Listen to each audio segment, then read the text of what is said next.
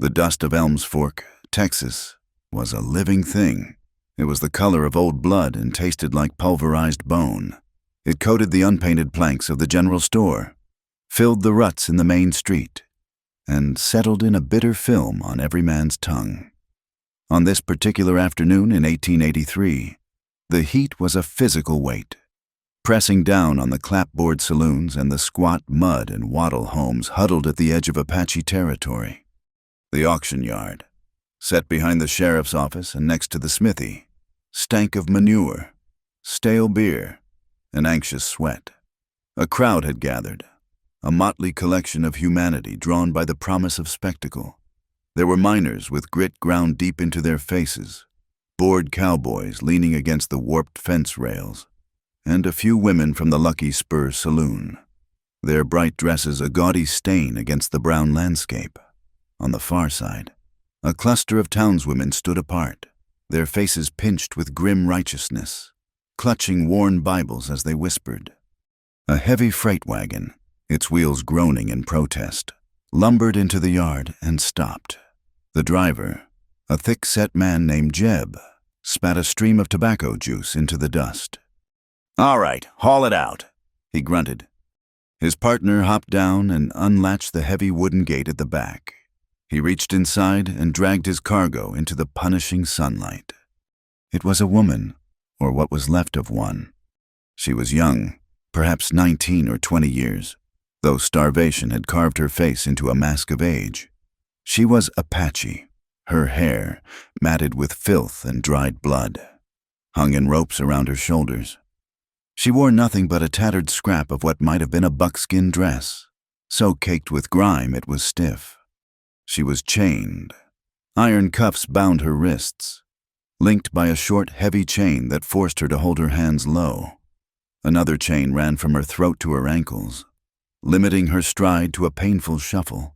She was covered in sores, her lips cracked and bleeding, her bare feet swollen and raw. But it was her thinness that silenced the crowd for a half-second. She was emaciated, her bones pushing sharply against her dirt-caked skin. A man in the crowd laughed, a sharp, ugly sound. "Look at that! Found a walking corpse! Jeb!" The woman stumbled, her legs giving way. The man yanked her chain, hauling her upright like a dog. She hit the ground hard, on her knees, but pushed herself back up. She did not cry out. She did not look at any of them. She stared straight ahead, her black eyes flat and empty in the hollows of her face. "Get her on the block!" a voice shouted. Jeb and his partner shoved her toward the low wooden platform used for selling livestock and seized property. She moved with a slow, agonizing stiffness, the chains clinking with every step. A piece of rotten fruit sailed through the air and struck her in the shoulder. She flinched, but made no sound. "Filthy savage!" a woman screeched from the righteous cluster. "Good for nothing but killin'," another man yelled. Sheriff Brody stepped forward, hitching up his gun belt. He was a man worn down by the sun and the town's casual cruelty. He looked at the Apache woman with undisguised weariness. "All right, that's enough," he called out, his voice rough as gravel. "Settle down. This ain't a circus." He turned his gaze on the woman, spat, and shook his head. "By God, Jeb, she ain't worth the water it'd take to wash her. She's not worth feeding." He held up a piece of paper. "But the law is the law. She's declared war spoils, property of the territory, found on hostile ground, which means she's got to be auctioned. All proceeds to the county, minus the bounty for her capture." He gestured to the woman, who stood on the block, swaying slightly from weakness but refusing to fall. Her silence was a rock against which the crowd's jeers broke. It was a defiant, terrible silence that seemed to infuriate them more than any scream. "What am I bid for this specimen?" Brody asked, his voice dripping with distaste. The crowd laughed. "I'll bid 1 cent for the chains," a miner shouted. "I'll bid 2 bits if she'll clean my boots with her hair," another bellowed. Followed by more laughter, 2 men near the front whispered, their voices low but carrying in the sudden lull. "That's her, I reckon. The one they found up near the burned-out mission. The one that killed them 2 prospectors? Slocum and Reed. That's what they say. Gutted them both with their own skinning knife. Found her half dead in a dry wash 2 days later, just staring at the sun. The whispers spread, adding a new flavor to the crowd's hate, a dark thread of fear. She was not just a victim. She was a killer. Sheriff Brody wiped the sweat from his neck with a dirty kerchief. We ain't got all day. Do I hear $1? $1 for a strong back? She can scrub floors, can't she? No one moved. The saloon girls looked away, their painted smiles gone. Even the men who had been jeering seemed hesitant now. Buying a starving woman was one thing, buying a murderer was another. Brody's patience snapped. The sun was hot, and the woman was a problem he just wanted gone. Nobody? Fine. His voice went cold.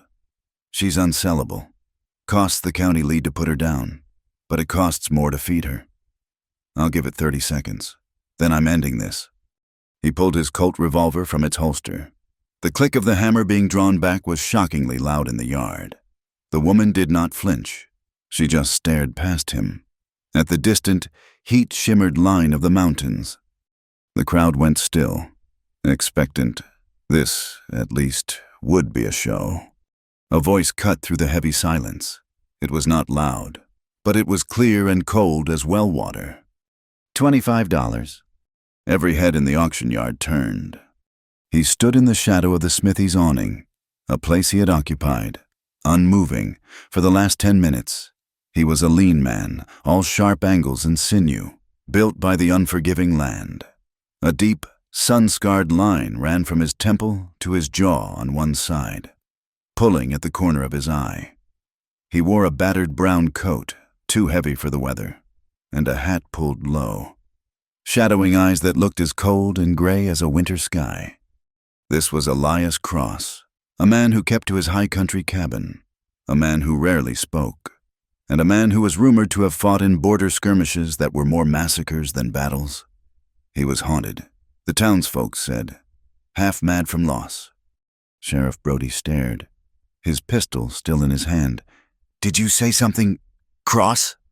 Elias stepped out of the shadow. He did not look at the crowd. His gaze was fixed on the woman. I said, $25. A ripple of shock and suspicion moved through the onlookers. $25 was a full month's wages for a top hand. It was a fortune for this. What's he want with her? A man whispered, loud enough for all to hear. Heard he likes some savage, another snickered. He's buying his own death, is what he's doing, the first man muttered back. Brody, stunned but recognizing a solution to his problem, quickly holstered his gun. Well now, we got a bid. $25 from Mr. Cross. Do I hear 30? Do I hear 26? He was met with absolute silence. The town was content to let the crazy man take the murderous squaw. Sold! Brody slammed his hand down on the ledger he carried. To Elias Cross for 25 silver dollars. Elias moved forward.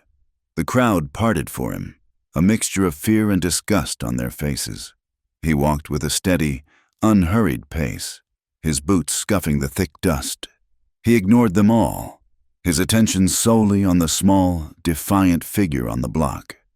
He reached the sheriff and pulled a small leather pouch from his coat. He counted out the heavy silver coins, one by one. Into Brody's waiting hand, the sheriff handed him a piece of paper, a bill of sale, and a rusted iron key. She's all yours. Cross, Brody said, his relief plain. Can't say what you want with her, but I'm washing my hands of it. She's your property. And your problem? Elias said nothing. He pocketed the bill of sale and walked onto the platform. He stood before the woman. Up close. She was even smaller. He could smell the sickness on her, the sour stench of fear and infected wounds. She finally looked at him. Her eyes were not empty. He saw now. They were blazing with a cold, deep, exhausted hatred. She was watching him, judging him, readying herself for the next violation. He held up the key, then slowly knelt in front of her. He did not touch her skin. He slipped the key into the lock on the ankle chain first. It was stiff with rust. He worked it patiently, his large, scarred hands surprisingly steady. The lock sprang open. He unwrapped the chain from her legs, the metal dragging in the dirt. Then he stood and unlocked the cuffs on her wrists. The moment the heavy iron fell away from her, the last of her strength went with it. Her eyes rolled back, and she pitched forward in a dead faint. Elias caught her before she hit the planks. He caught her and was struck by her weight. She was nothing, a bundle of sticks and rags. He lifted her easily, one arm under her knees, the other supporting her back. Her head lolled against his chest. He turned and stepped off the platform, carrying her through the silent, staring crowd. The taunts started up again, emboldened now that he was walking away. "Got yourself a bed warmer. Cross? Watch your back at night. She'll slit your throat while you sleep." "That's $25 worth of buzzard bait." Elias did not turn. He did not slow his pace. His face was a mask of indifference, as if he were walking through an empty street. He moved past the jeering miners and the whispering women. His gaze fixed on the hitching post where his horse, a sturdy bay gelding, waited patiently. He reached the horse and, with practiced ease, swung himself into the saddle. He settled the woman in front of him, cradling her against his chest. She was a dead weight, her breathing shallow and ragged. He took a short length of rope from his saddlebag and tied it loosely around her waist and his own, just enough to keep her from falling from the saddle if the horse spooked. He gathered the reins, turned the bay's head toward the mountains, and kicked it into a slow walk. He did not look back at Elm's Fork as he rode out of town, the woman's filthy hair brushing his chin. The ride to his cabin was slow and brutal. The trail leaving Elm's Fork quickly dissolved into a narrow track that wound up into the scorched foothills. They passed through a landscape that looked as broken as the woman in his arms. Dry arroyos cut deep scars into the earth. The fields of cactus were scorched black at the edges from a recent brush fire. The wind, when it came, was a hot, scouring breath that carried no relief, only more dust. They rode for hours. The sun was a hammer blow, relentless and white. Elias shifted the woman's weight, trying to keep her as comfortable as possible, though comfort was a word that had no meaning here. He felt the dry heat radiating from her skin. Once, he uncorked his canteen and dripped a little water onto her cracked lips. She did not stir.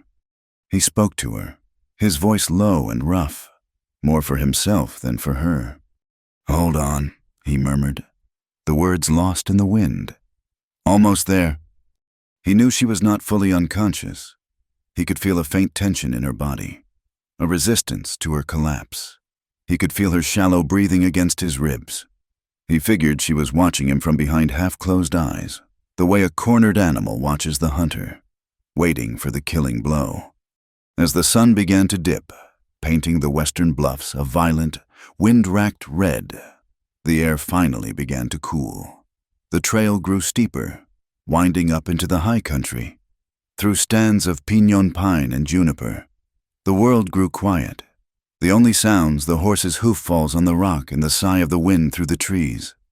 It was nearly dark when they arrived. The cabin was small, built of thick, dark logs and nestled in a high, sheltered valley. It was a place of isolation, a fortress against the world he had left below. A thin curl of old smoke rose from the stone chimney. He dismounted, untied the rope, and gently lifted her down. She was so light, he carried her inside. The cabin was one room, sparse and clean. A stone hearth dominated one wall, a low fire already glowing. A simple cot was pushed against the far wall. Opposite, a sturdy table and 2 chairs. A rack on the wall held a rifle and a shotgun. It smelled of wood smoke, old leather, and coffee. He carried her to the cot and laid her down on the thin mattress. It was stuffed with straw, but it was the softest thing she had likely touched in months. She curled instantly, a reflexive, protective movement, her face turned toward the wall. Elias did not fuss.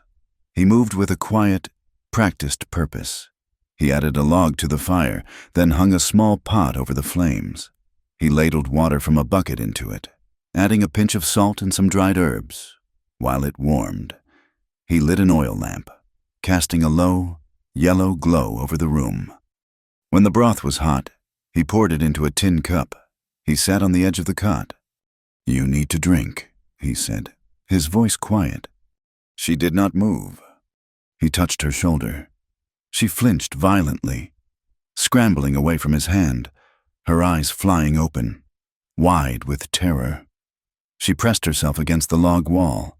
A low sound, half growl, half whimper, caught in her throat. "Easy," he said, holding his hands up, the cup in one. "Just water, broth, it's food." He held the cup out. She stared at it, then at him. Her gaze was sharp, feral. She was starving, but her pride and her fear were at war with her body's desperate need. He set the cup on the floor beside the cot.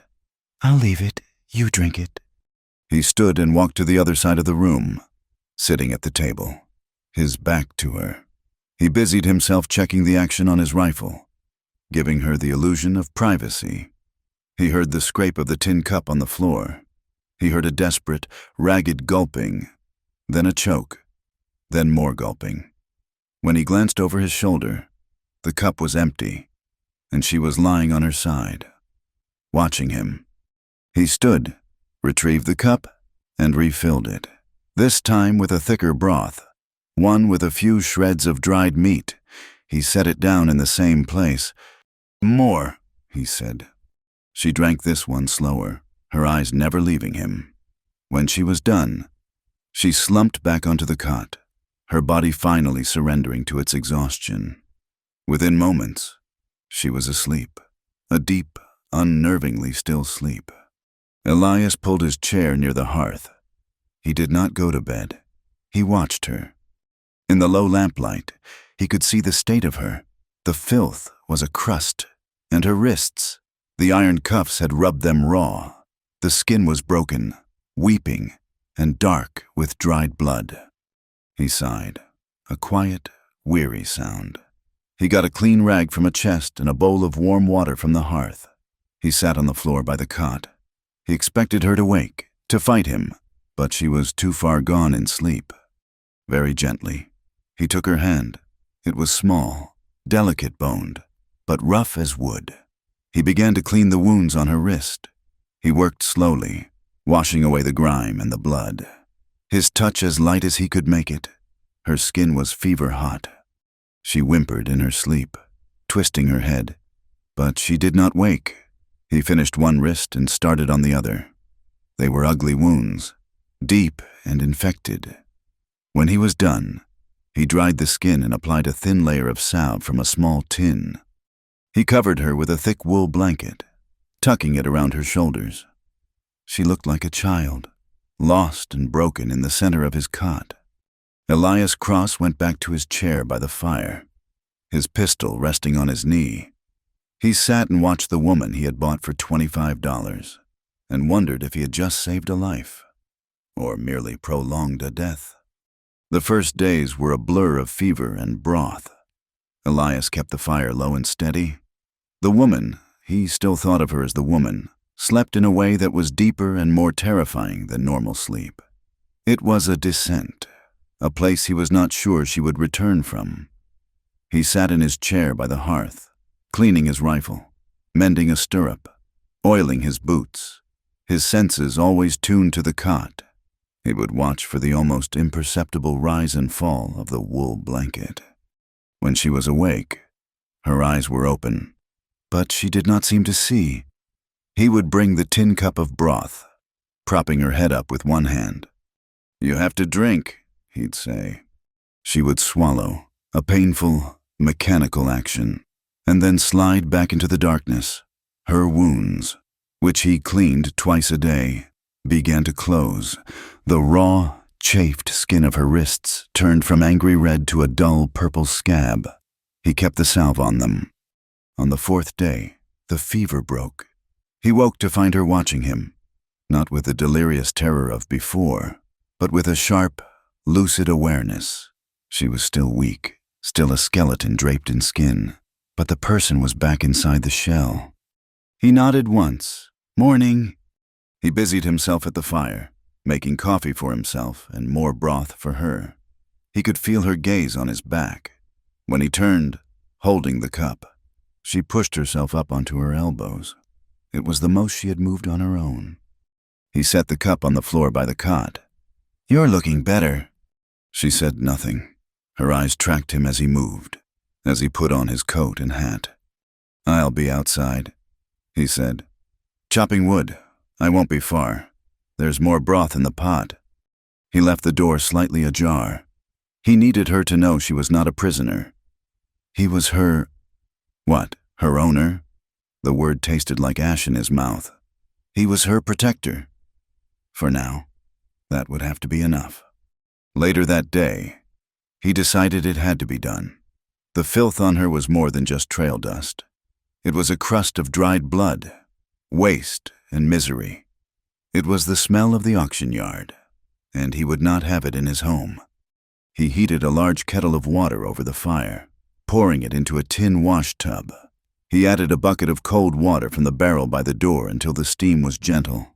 He laid out a clean rag and a small piece of lye soap. She watched him from the cot, her body tensed. Every movement he made, she tracked. "It's time," he said, his voice soft. He pulled the cot closer to the fire, where the warmth was strongest. He approached her slowly, his hands open and empty. "You need to be cleaned. Those sores won't heal proper otherwise." She scrambled backward, pressing against the log wall. A low, warning sound came from her throat, the first sound he had heard her make. It was the growl of a cornered coyote. "I'm not going to hurt you," he said, keeping his voice steady. "I'm not, I swear it." He held out the wet cloth. She stared at his hand, then at his face. He saw the calculation in her eyes. She was weighing her chances. She was weak, and he was strong. A fight would be useless, and she knew it. He sat on the floor beside the cot, dipping the rag in the warm water. "Just your face. Let's start with that." He reached for her. She flinched so hard she nearly fell from the cot, but she did not strike him. She just trembled, her eyes squeezed shut, her teeth bared.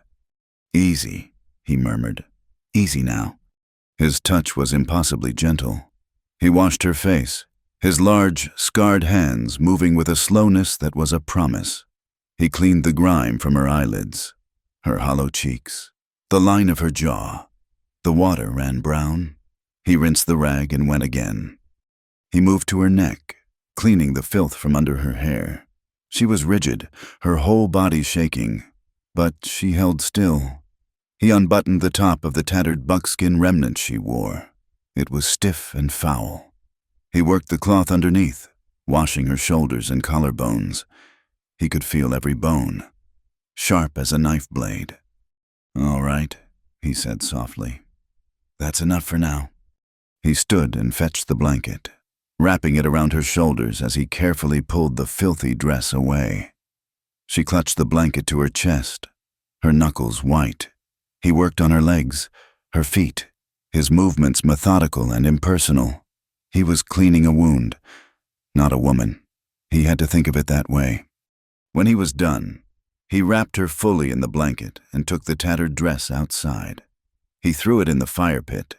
He returned with one of his own flannel shirts, long worn and soft from 100 washings.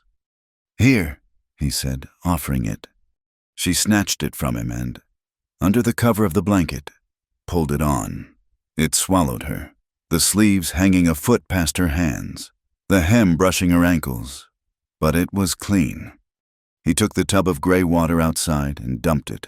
When he returned, she was back on the cot, under the blanket, already half asleep, her body humming with the exhaustion of the ordeal. He sat by the fire, drinking his coffee. The silence of the cabin felt different now. "Taya," he said, "to the fire." She did not respond, but he knew she was not fully asleep. "I'm going to call you Taya." He stared into the flames. "I saw a bird once, down in the Badlands. A thunderstorm came up. A bad one. Hail like bullets. It tore the nests apart. I watched this one bird, a little brown thing, get struck by the wind, thrown against a rock face. Thought it was dead for sure. He took a sip of coffee. But it wasn't. It just waited. It waited for the storm to pass, and when the sun came out, it shook itself off and just flew away, as if nothing had happened. He looked over at her. Her eyes were closed, but he felt she was listening. Taya, that's a name for something that survives. She gave no sign she had heard, but the next day, her eyes were different. She was watching him, not with just fear, but with an intense, burning curiosity. She was watching a man who could be gentle. Her strength returned with the slow, steady pace of the high country. First, she was sitting up on her own. Then, she was standing, using the wall for support. A few days later, she took her first steps across the cabin. From the cot to the hearth, she was still silent, but her presence began to fill the small room. She was a creature of observation.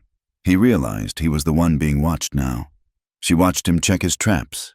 She watched him clean his guns. She watched him cook their simple meals of beans and salt pork. And her gaze always lingered on two things, the cabin door and the knife rack on the wall. She was measuring her chances. He knew it. He did not try to stop her. He kept the door unlocked. He left the knives where they were.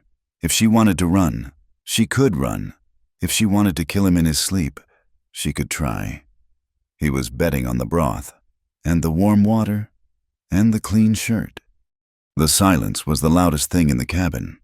It pressed in on him, thick and heavy.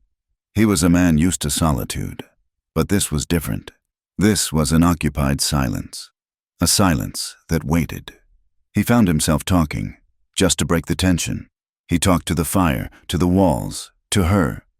Fought in some border skirmishes, he said one evening, sharpening his axe by the firelight. Taya was sitting on the cot, mending the sleeve of her borrowed shirt with a needle and thread he had left on the table. Down Arizona way. Wasn't a war, just meanness. Both sides. You see things you can't forget. Men do things for reasons they can't even name. She did not look up, her stitches small and neat. Another night, while he mended a bridle, he told her about his brother. Name was Samuel, younger than me, got himself killed in a treaty ambush. They was supposed to be talking peace, Comanche. Samuel believed in it. He believed men could be better than they were. Elias's hand stilled on the leather. He was wrong. They found him with 3 arrows in his back. Peace is just a word fools use before they get shot. He looked at her. Her hands were still. She was staring at the needle, but he knew she was 1,000 miles away, in a memory of her own. He told her about the fire. Was working a ranch near Laredo. Barn caught fire. Dry summer. It went up like a torch. Heard a sound. A kid. Hired man's daughter. Maybe 6 years old. She'd gone into play. The men were all yelling, running for water buckets. But the whole thing was lost. He rubbed the scar on his jaw. I went in. Couldn't see nothing but smoke and flame. Found her under a feed trough. Burned my hands. Burned my face. But I got her out. He fell silent. He hadn't thought of that in years. He wasn't sure why he told her. Maybe he just wanted one person in the world to know he had done something other than kill. Taya looked up at him, her dark eyes unreadable in the firelight. Then she looked back down at her sewing. The storm hit 2 weeks after she arrived. It came on fast, a black wall of clouds rolling over the mountains, swallowing the sun in an instant. The wind howled first, a high, mournful sound that rattled the wooden latch on the door. Then the rain came, not as drops, but as a solid wall of water. Thunder cracked overhead, so loud it shook the tins on the shelf. Elias secured the door, adding the heavy bar. He checked the window shutter. The cabin was plunged into a near darkness, lit only by the leaping flames in the hearth. Taya had retreated to the cot, her knees drawn to her chest, her back to the wall. She was not watching the storm. She was watching him. The night wore on. The wind screamed. Lightning flashed, casting stark blue-white shadows that danced across the room. Elias sat at the table, his chair facing the fire, his pistol on the table. He was not afraid of the storm, but it put him on edge. It was a night for things to go wrong. He must have dozed. He woke with a start, the feeling of being watched pulling him from a light, uneasy sleep. He did not move. He kept his breathing even. He listened. The storm was still raging, but there was another sound, a rustle. He opened his eyes. She was right there. She was not on the cot. She was sitting on the floor, not 3 feet from his chair, her legs crossed, her hands in her lap. She was just watching him sleep. The firelight caught the planes of her face, her high cheekbones, the smooth line of her jaw. Her hair, clean now, was a fall of black silk. She was still terribly thin, but she was no longer the skeleton from the auction block. She was a woman. A log split in the fire, sending up a shower of sparks. His movement was tiny, just a tightening of his hand, but her head snapped up. Their eyes met. The silence in the cabin was suddenly absolute, the storm outside fading to a dull roar. He saw fear in her eyes, but also that same raw curiosity. He was the man who had bought her, the man who had cleaned her, the man who told stories to the fire. And he had been asleep, his gun on the table, his throat bare. He said nothing. He did not move. He did not smile. He did not threaten. He just looked at her. He did not touch her. He did not invite her closer. After a long, breathless moment, she lowered her eyes. It was a gesture of, not submission, deference, perhaps, an acknowledgement. She slowly uncurled, and without a sound, lay down on the floor, on the bare wooden planks between his chair and the fire. She curled up, her back to him, and pulled the bottom of the long flannel shirt over her feet. Elias stared at her, his heart hammering against his ribs. She had chosen the floor, near him, near the warmth. He turned his gaze back to the fire. A fragile ritual had begun. He did not mention it. The next morning, the storm had passed, leaving the air clean and cold. When he woke, she was already back on the cot, as if nothing had happened. But something had. He began to teach her things. He handed her a tin cup of water instead of the broth bowl. She looked at it, then at him. He tapped the handle. She took it, her small hand wrapping around the tin.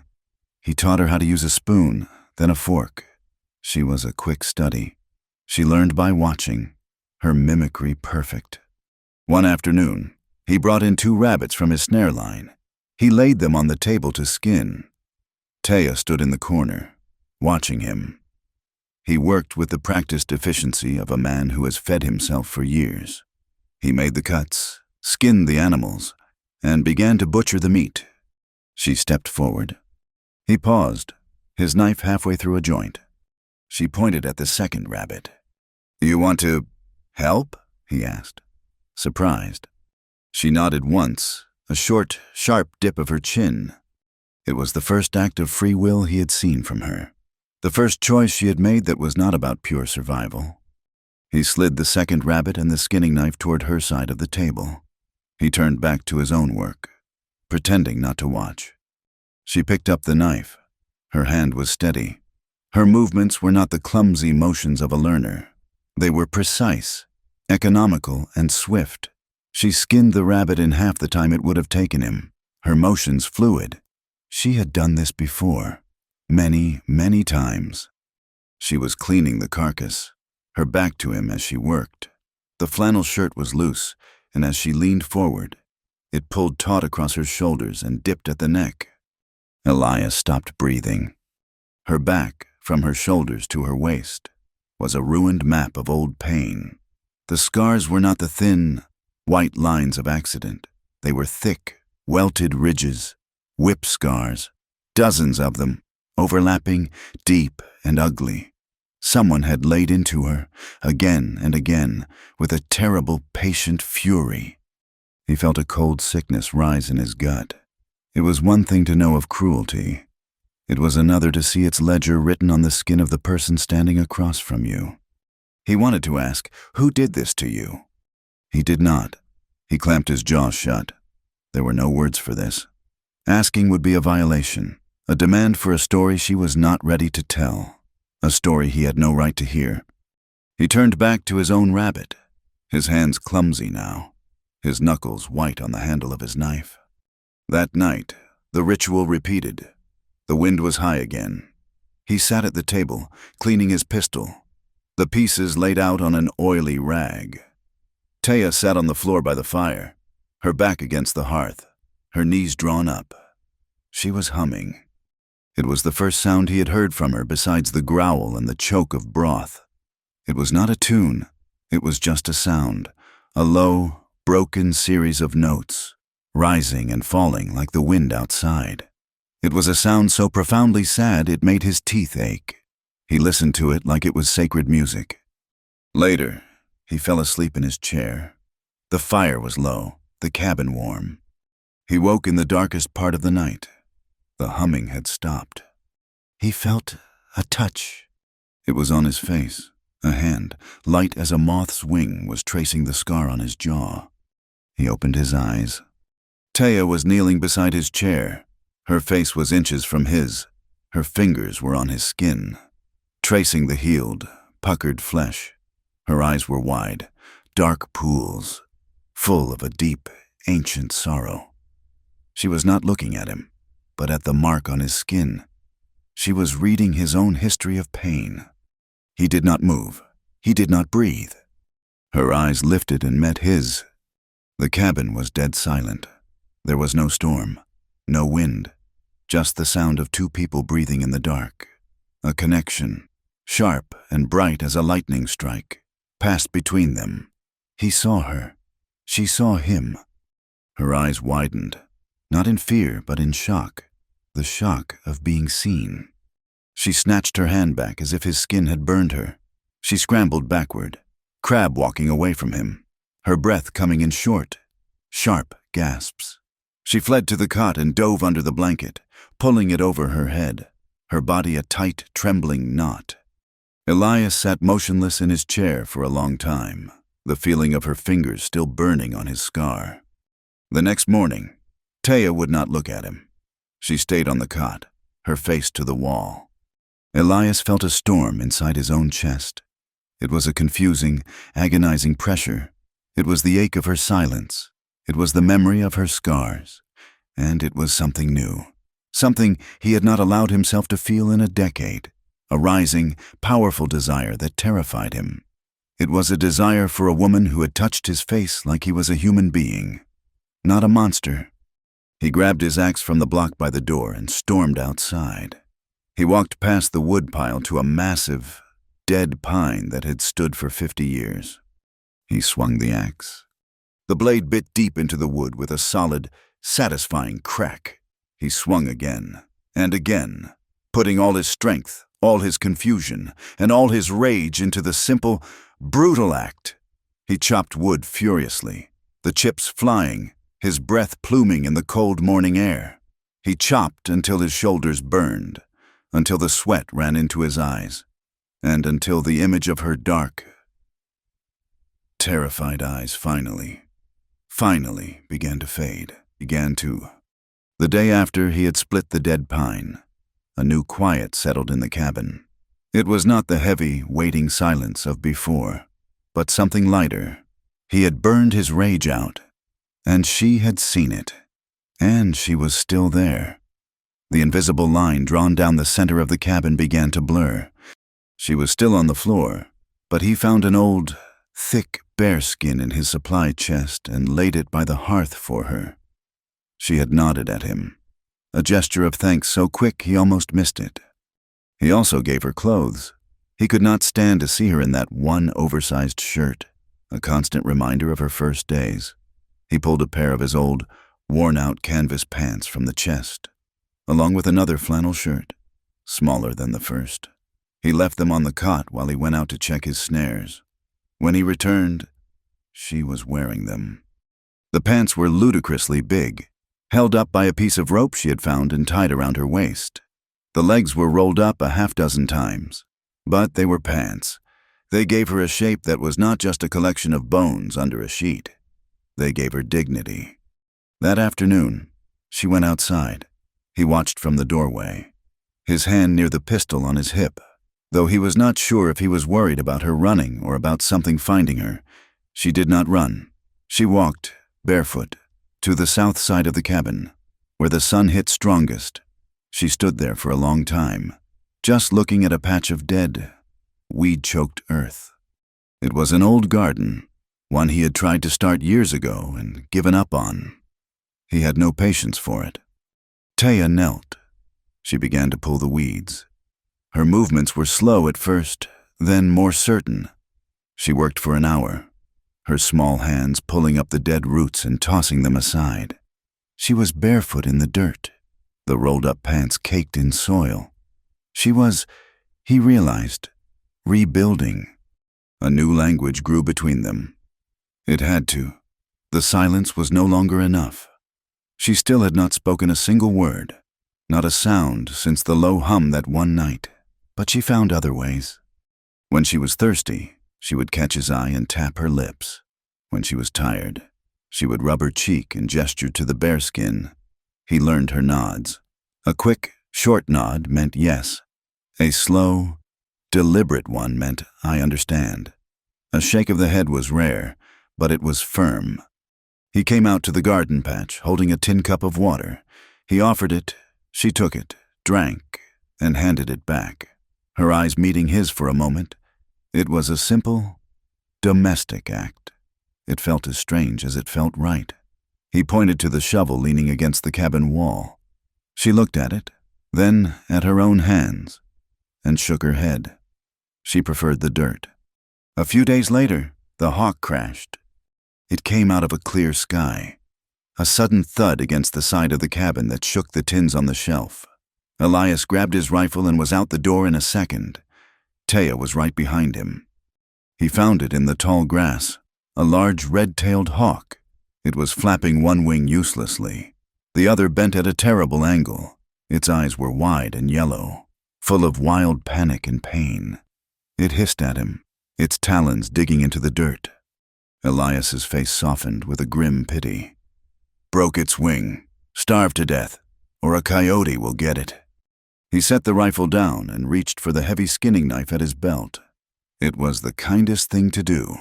A quick end. As his hand closed on the hilt, Taya moved. She was faster than he was. Her hand shot out and clamped onto his wrist. He froze. It was the first time she had touched him with purpose. Her grip was surprisingly strong. Taya? She shook her head, a violent, desperate motion. She stared at him, her eyes pleading.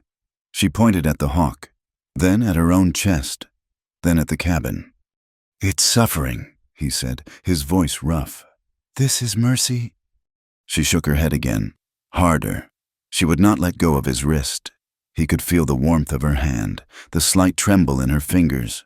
He was a foot taller and 100 pounds heavier, but he was held captive by that grip. He looked at the hawk, then back at her. This creature, who had been treated like an animal, was desperate to save one. He saw the scars on her back in his mind, the raw wounds on her wrists. He understood. Slowly, he pulled his hand away from the knife. Her relief was a visible thing. She let go of his arm and knelt beside the hawk. She spoke to it, her voice a low, breathy whisper. It was not English, not Spanish. It was her own tongue. The sound was like stones rattling in a dry creek bed. The hawk, terrified, tried to strike, but she was patient. She murmured and waited until the bird lay still, exhausted and watching her.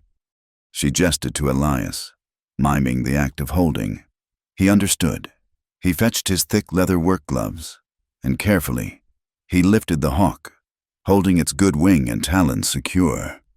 Taya darted into the woods and returned with 2 straight, thin branches and some long, tough grasses.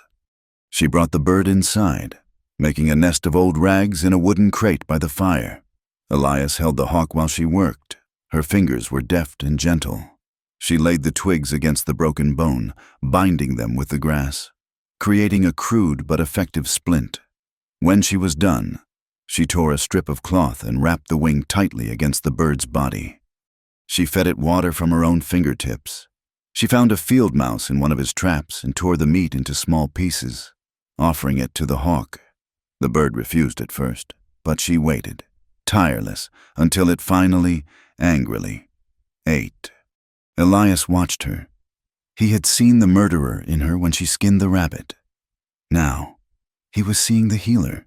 He was seeing a tenderness he never would have believed possible. It made the woman sitting by the fire even more of a mystery. The hawk's presence changed the cabin. It was a third life, a third silence, a shared responsibility. Taya tended to it every morning and every night. Elias watched her, and the hard knot of his own past, the one that had settled in his chest for 10 years, began to feel a little bit looser. They had fallen into a rhythm. He would hunt and chop wood. She would cook, tend the garden, and care for the hawk. One evening, he came in late. He'd been tracking a buck, and the cold had set in hard. The smell of rabbit stew filled the cabin. The fire was blazing. Taya was by the hearth, stirring the pot. He washed his hands in the basin, the cold water stinging his skin. He was tired, and the warmth of the room felt good. He turned, expecting to ladle his own stew into a bowl as he always did. But Taya was standing in front of him. She held a steaming plate. She had set the table, a spoon and a cup on his side, a plate on hers. She held his portion out to him. He was stunned. It was such a simple, married thing to do. He took the plate. "Thank you," he said, his voice softer than he intended. He sat at the table. She sat opposite him. They ate in silence, but it was a new silence. It was a companionable quiet, the sound of two people sharing a meal, not just surviving in the same room. He was finishing, wiping the last of the gravy from the plate with a piece of hardtack. He reached for his cup. At the same moment, she reached to clear his plate. Their hands met. Her fingers brushed the back of his. It was a spark, a jolt of heat that shot straight up his arm. He stopped, his hand still on the table. She did not pull away. She left her hand there, her small, brown fingers resting against his larger, scarred ones. He looked up at her. Her eyes were fixed on their hands. He could see the pulse beating in her throat. He could feel the calluses on her fingertips and the impossible softness of her skin. He turned his hand over, slowly, palm up, his fingers brushing hers. She stayed, her fingers lingering against his. It was a question, an answer, and a prayer, all in one touch. It lasted for 5 seconds. It lasted a lifetime. Then, as if waking from a dream, she pulled her hand back. She gathered his plate and stood, her back to him, and moved to the basin. Elias sat at the table, his hands still tingling, his heart hammering a rhythm he had not felt in years. That night, the cold came down from the mountains like a blade. The wind found every crack in the log walls, and the fire, no matter how high he built it, could not fight back the chill. Elias sat in his chair, wrapped in a blanket. Taya was on the bearskin, curled in a tight ball, but he could see her shivering. The sound of her teeth chattering was a quiet, painful rhythm in the room. He could not stand it. He thought of her, starving in the auction yard. He thought of her scars. He was letting her freeze, just feet from him. "Taya!" She uncurled her head to look at him. He gestured to the cot. "It's too cold for the floor. You take the bed." She shook her head. She pointed at him, then the cot. "I'll be fine," he insisted. "Go on." She shook her head again, more firmly. She would not take his bed. He sighed, the sound a white plume in the cold air. "This is foolish." He stood up, his joints aching. "We'll share, just for the warmth, no other reason." He lay down on the cot, on his side, his back to her. He was stiff as a plank, His arms crossed over his chest. He felt ridiculous, and his heart was pounding. He waited. He heard the rustle of the bearskin, the sound of her bare feet on the floor. He felt the mattress dip as she laid down behind him. She was as far on the other edge as she could get, barely on the cot at all. They were two statues, lying in the dark, separated by a chasm of unspoken words. He did not sleep. He lay there, listening to her breathing, acutely aware of every inch of her. The wind howled. The cabin grew colder. He did not know when he finally drifted off, but he woke, hours later, in the deep, frozen dark. Something was different. He was warm. She had turned in her sleep. She was pressed against his back, her body fitted to his. One of her arms was draped over his side, her hand resting on his chest. Her breath was a warm, steady puff against his neck. She was fast asleep, burrowed against him like a child seeking comfort. Elias lay perfectly still. He was overwhelmed. He was trembling. He felt the light weight of her hand on his chest, right over his heart. He felt the curve of her hip, the line of her leg against his. It was not passion. It was something deeper. It was trust.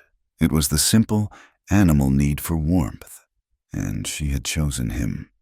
Slowly, his body aching with the need to move, he turned toward her. She whimpered in her sleep, her face furrowing, but she did not wake. She just moved closer, her forehead coming to rest in the hollow of his shoulder. He looked at her in the faint, dying glow from the fire. Her face, so often a mask of stone, was soft in sleep. He felt a powerful, crushing wave of emotion. It was protection. It was tenderness. It was a feeling so fierce it almost choked him. He raised his arm, his hands shaking, and pulled the blanket up over her shoulder. He let his arm settle, holding her. He held her, and he watched the embers die, and he did not sleep again. A few days later, while she was in the garden patch, he heard it. He was splitting wood, and he paused to wipe the sweat from his eyes. He heard a sound, carried on the clear mountain air. It was a hum. It was not the low, sad sound he had heard once before. This was different. It was a series of soft, broken notes, a melody that seemed to have no beginning or end. She was kneeling in the dirt, pulling weeds, and humming to herself. Elias stood motionless, his axe forgotten. It was the first sound she had made of her own free will. It was not a growl of fear or a murmur to a bird. It was a song. He listened to the broken, fragile notes. It was the most beautiful thing he had ever heard. He listened, as if it were sacred music, until she paused, and the silence of the mountain rushed back in. The world outside their high valley returned a week later, in the form of a man. The knock on the door was so unexpected it felt like a gunshot. Elias's head snapped up. Taya, who was feeding the hawk, went rigid. Elias put a finger to his lips, his other hand already on his rifle. He motioned her toward the small root cellar trap door hidden under a rug. She vanished without a sound. He walked to the door, rifle in his left hand, his right hand on the latch. "Who is it?" "Just a peddler," a reedy voice called out. "Silas Grout. Come by every year. Got coffee, beans, and news." Elias hesitated. He knew the name. Silas was a harmless old gossip who walked a circuit through the high country. He lowered the rifle and unbarred the door. The old man stood there, thin as a rail, his mule loaded with sacks and crates. "Afternoon, Mr. Cross. Cold spell we're having." "Silas," Elias nodded. "What do you have?" "Got some fine Arbuckle's coffee. Just in from El Paso. Some salt.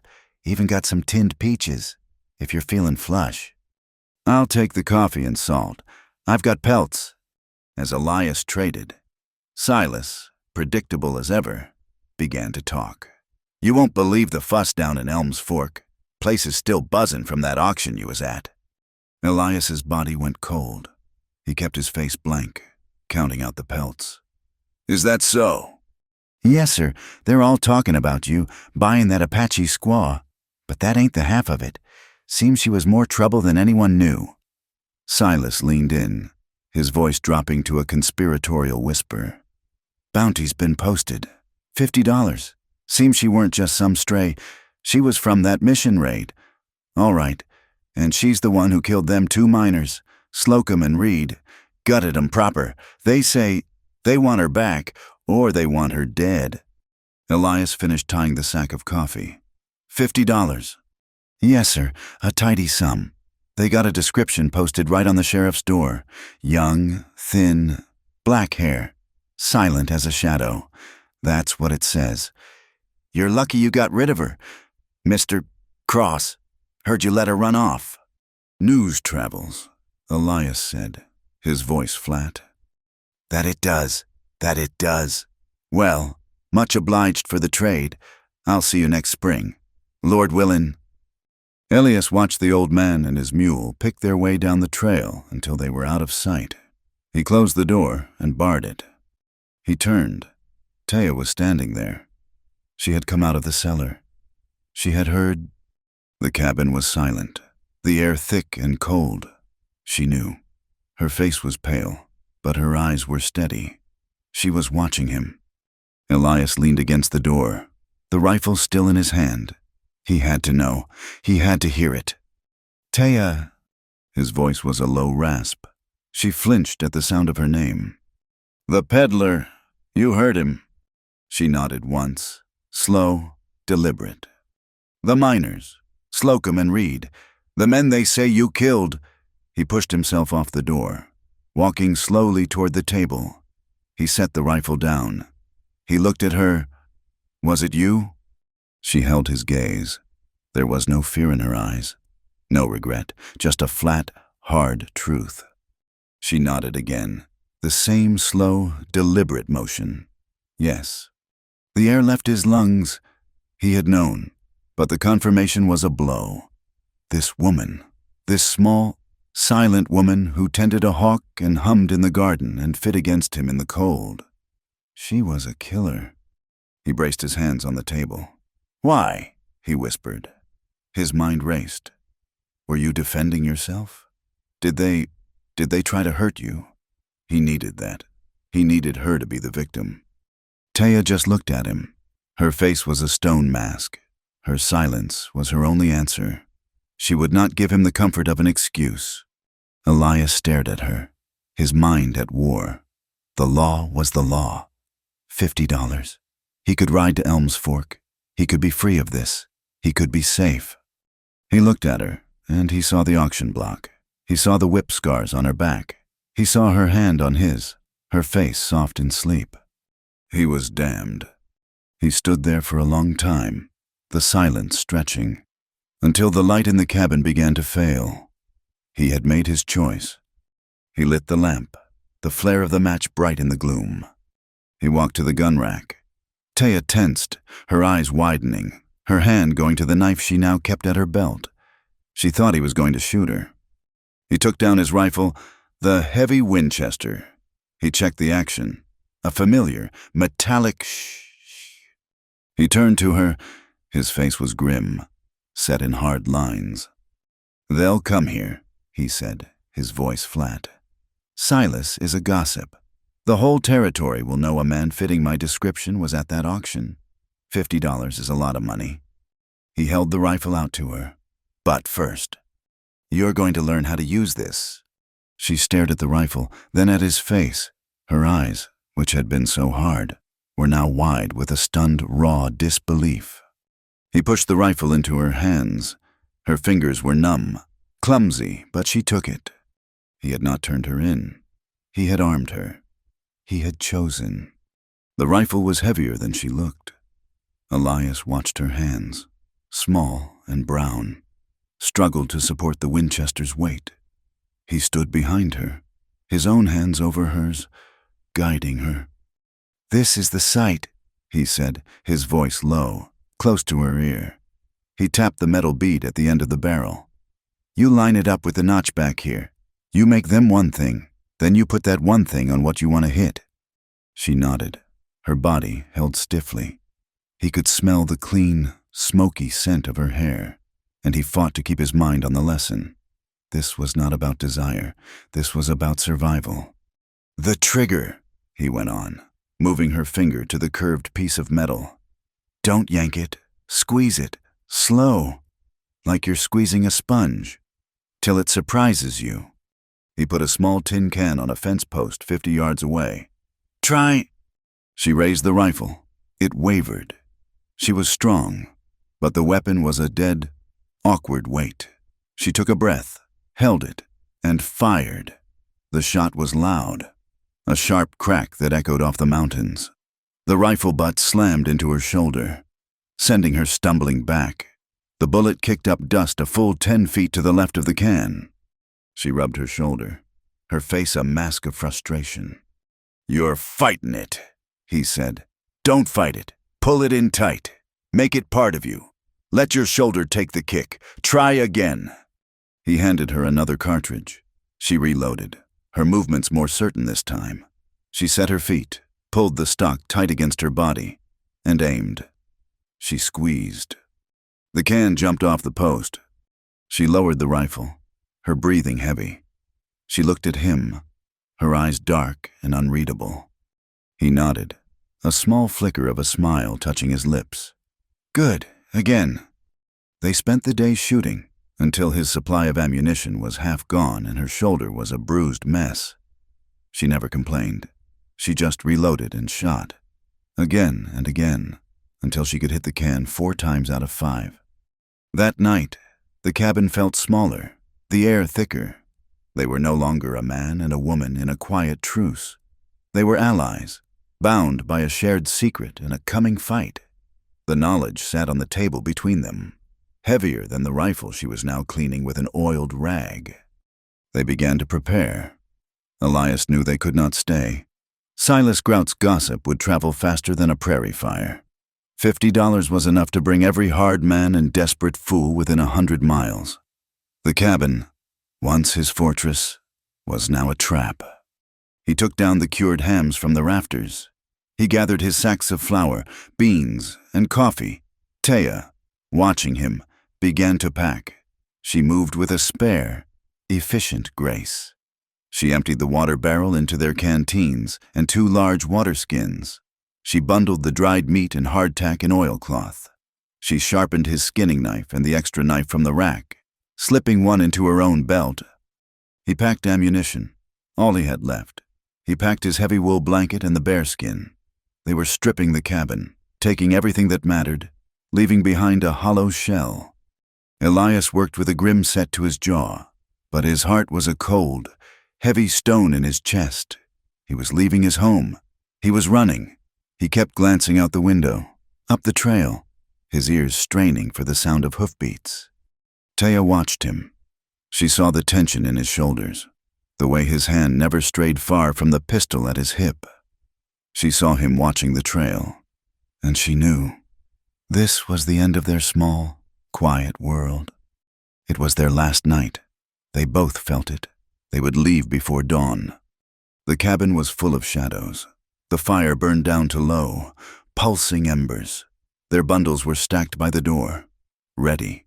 The rifle leaned against the table. They sat opposite each other, the silence stretching, full of all the things they could not say. He looked at her. The firelight caught the soft line of her jaw, the straight, proud set of her nose. He saw the woman who had splinted a hawk's wing, the woman who had hummed in the garden, the woman who had, with a single nod, admitted to a killing he could not understand. He did not see a victim. He did not see a savage. He just saw Taya, and he was overwhelmed with a terrible, aching tenderness. She stood up. He tensed, thinking she was going to her bearskin, or to add a log to the fire. She did not. She walked around the table. She stood in front of him, so close her legs were almost touching his knees. He had to crane his neck to look up at her. She was trembling. He could see it, a fine tremor in her hands, a quiver in her lips. She was afraid, but she was standing there, her eyes locked on his, dark and bottomless and full of a raw, desperate light. And then she kissed him.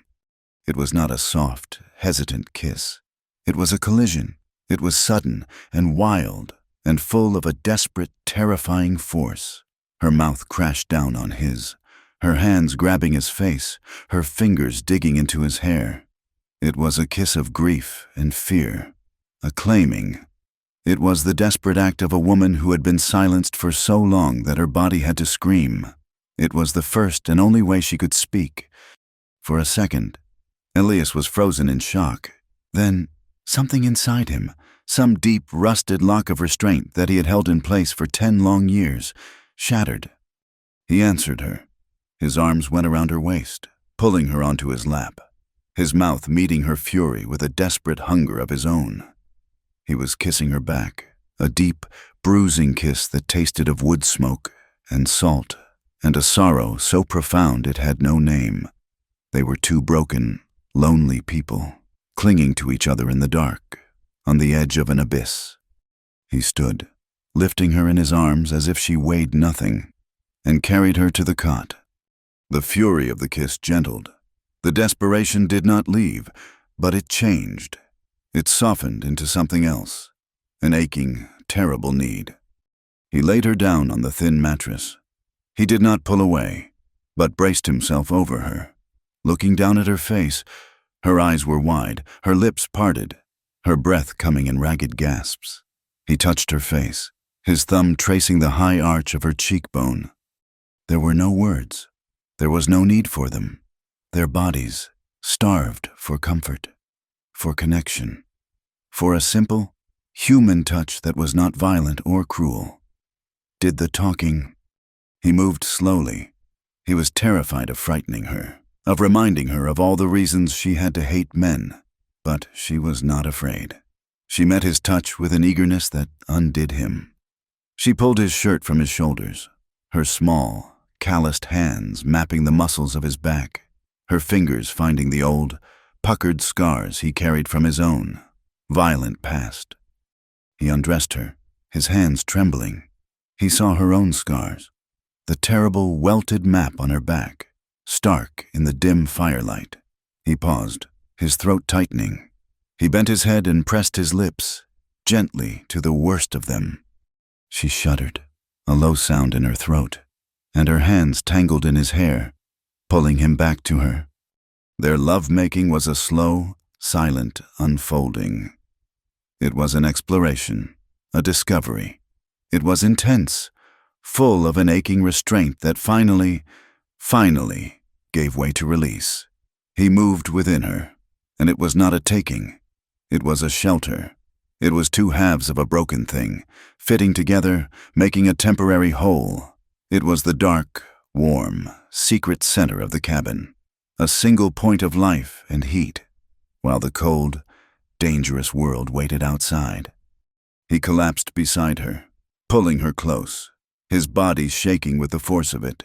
He wrapped her in his arms, his face buried in her hair, breathing her in. He held her as if he could weld her to his side, as if he could protect her from the dawn just by holding her tight enough.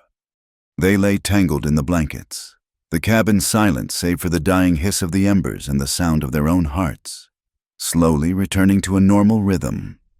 He felt a profound sense of peace settle over him, a quiet he had not known since before his brother died. He was staring at the dark rafters overhead, his mind quiet, when she moved. She shifted, propping herself up on one elbow to look at him. She lifted her hand, the one that had held a gun, the one that had tended a bird, and she touched his face.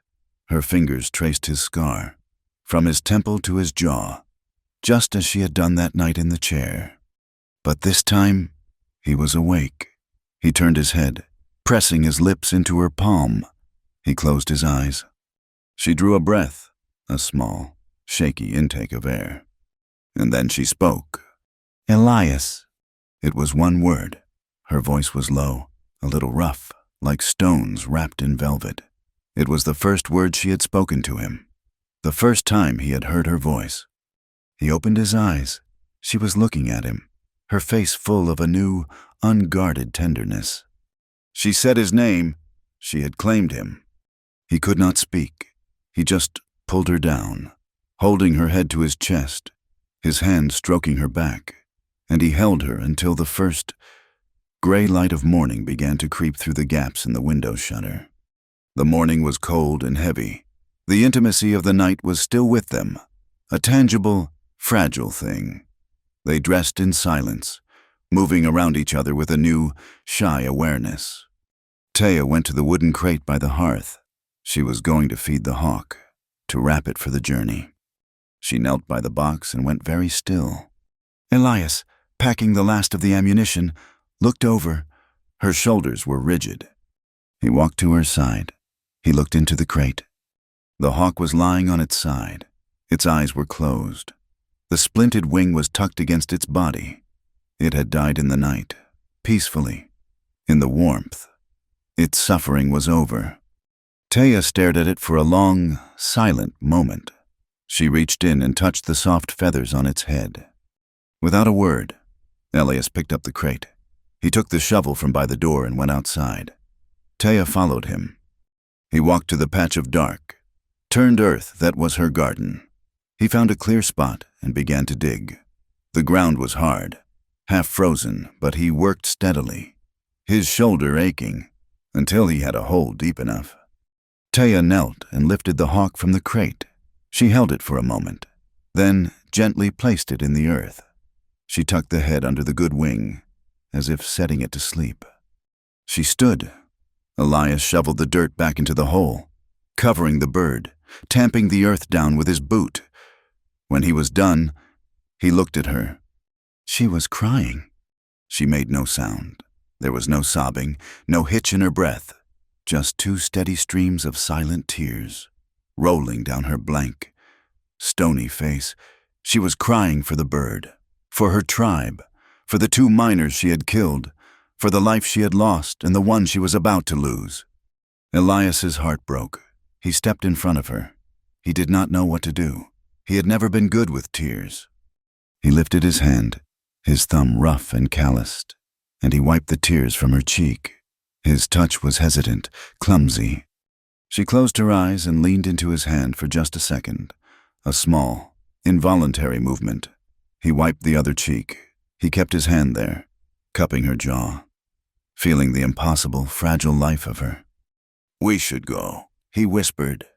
She nodded, opened her eyes, and the tears stopped, as if a tap had been turned off. The mask was back in place, but he had seen. They should have left. The hawk was a final, sad goodbye, but they lingered. They took one more day, a stolen piece of time that they both knew was a terrible mistake. They needed to anchor the memory of the night before, to make it real. It was 2 days after they buried the hawk. Elias was outside, saddling his horse, strapping the last of their bundles on. The air was cold, the sky a high, pale blue. He heard it. Hoofbeats, at least 3 riders, coming fast up the trail. His blood went to ice. "Taya, inside, the cellar, now!" She was out the door in an instant, her face pale, her eyes wide. She did not argue. She ran inside. He heard the trapdoor thump shut. Elias grabbed his rifle from where it leaned against the wall. He took a position by the doorframe, his body half hidden, his heart pounding a sick, hard rhythm against his ribs. They rode into the clearing, 3 of them. They were hard men, their faces stubbled and mean, their coats long and dusty. They had rifles in their saddle scabbards, and pistols on their hips. Behind them, one of them led a horse and a small, 2-wheeled cart. It was a cart for hauling a body or a prisoner. The man in the lead, a lean man with a scar that pulled his top lip into a permanent sneer, reined in. He held up a hand. "Elias, cross!" he called out.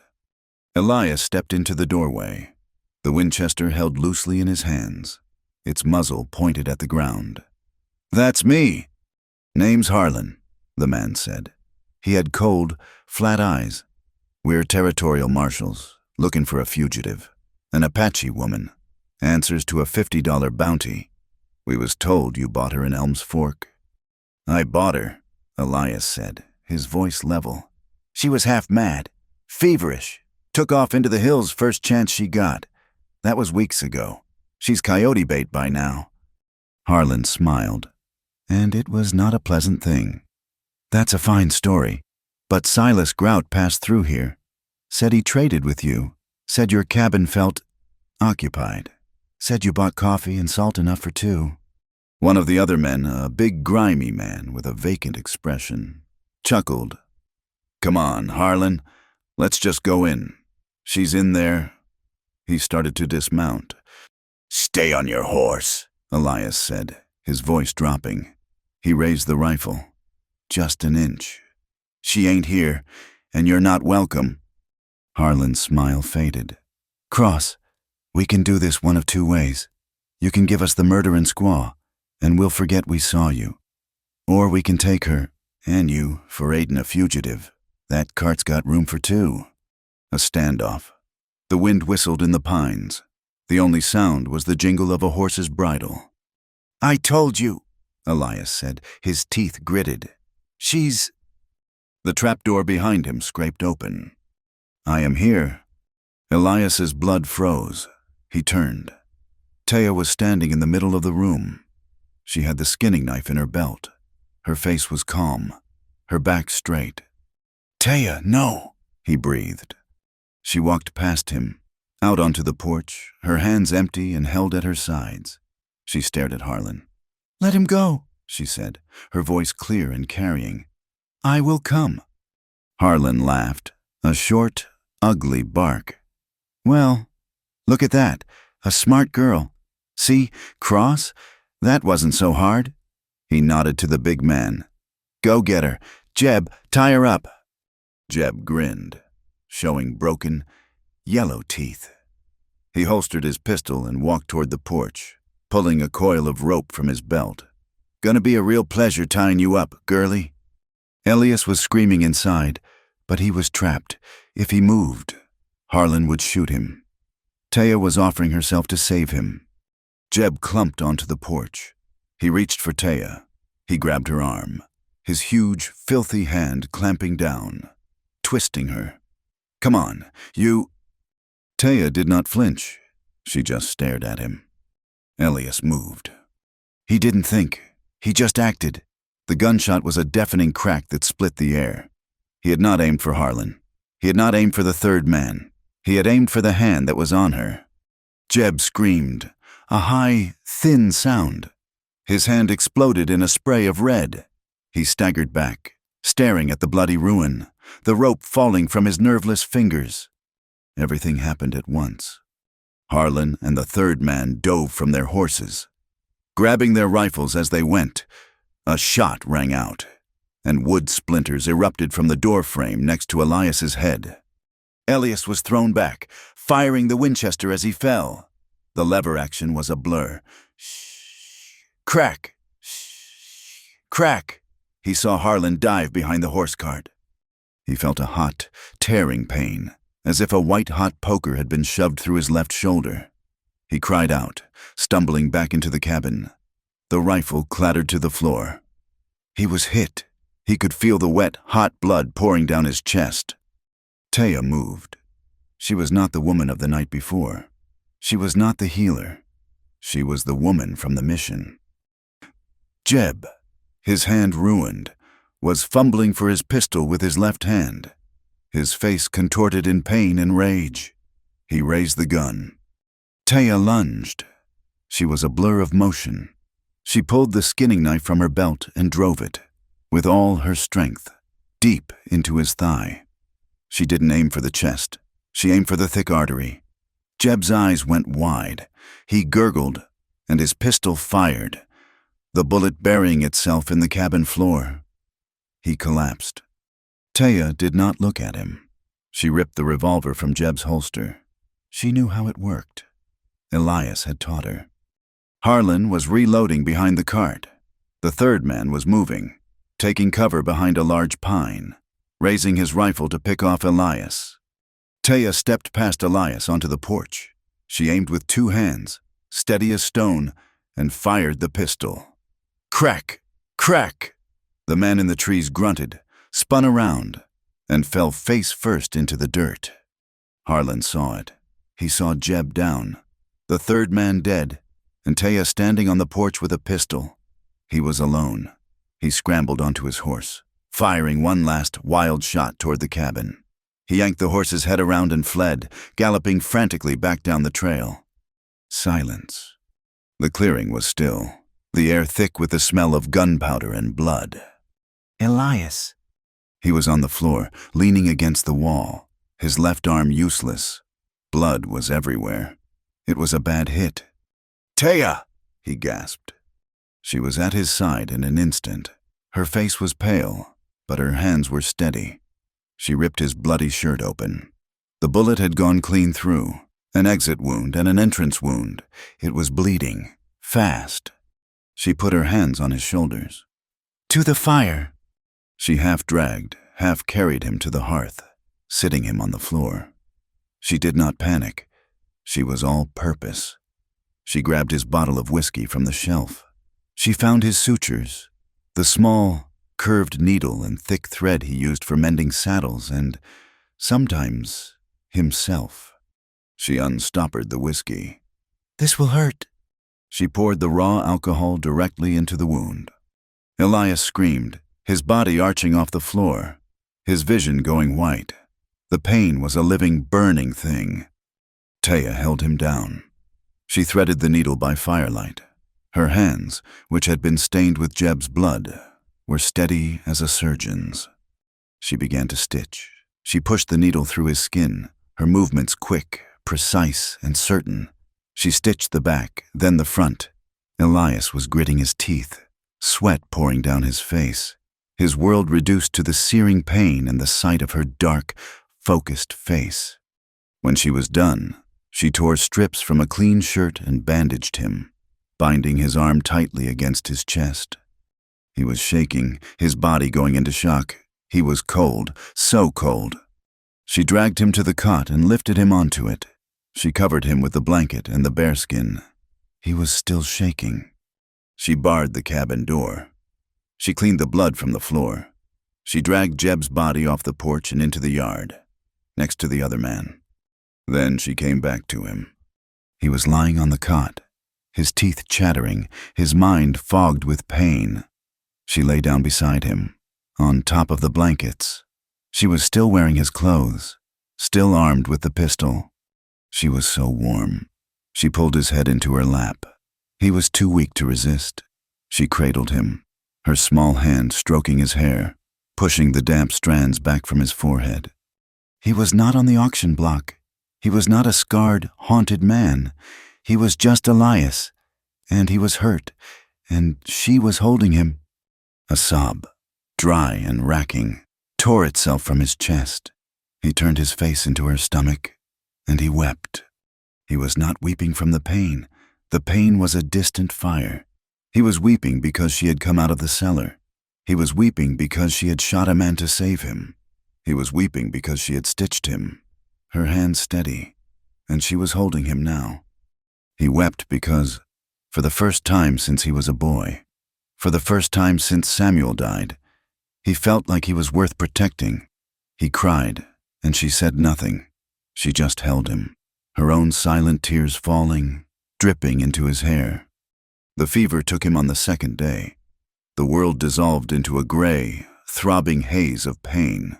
His shoulder was a sun-scorched rock, a burning weight that pulled him down. He drifted in and out of a place where his brother Samuel was still alive, where the barn was not on fire, where the auction block in Elm's Fork was just a bad dream. He would wake, choking, and she would be there. Taya, her face, pale and taut, floating in the dim cabin light.